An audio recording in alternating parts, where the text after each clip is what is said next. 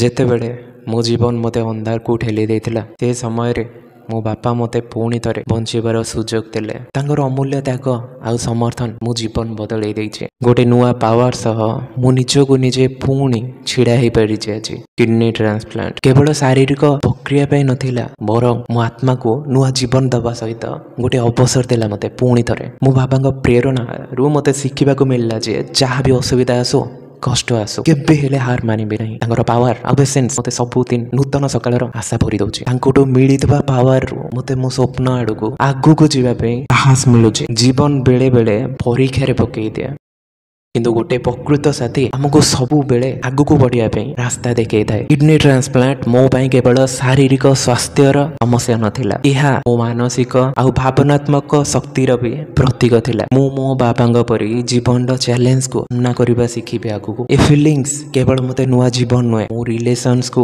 ଆହୁରି ପାୱାରଫୁଲ୍ ବନେଇ ଦେଇଛି। ଏବେ ସବୁଦିନ ଗୋଟେ ଗୋଟେ ନୂଆ ଆରମ୍ଭ ହେଉଛି, ଆଉ ମୋ ବାବାଙ୍କ ଆଶୀର୍ବାଦ ମୋ ପାଇଁ ଅସୀମିତ ପ୍ରେରଣା ଦେଉଛି। ମୁଁ ଏବେ ନିଜ ଜୀବନକୁ ସମ୍ପୂର୍ଣ୍ଣ ଭାବେ ବଞ୍ଚିବା ପାଇଁ ପ୍ରସ୍ତୁତ ଅଛି ତାଙ୍କ ଛାଇ ତଳେ।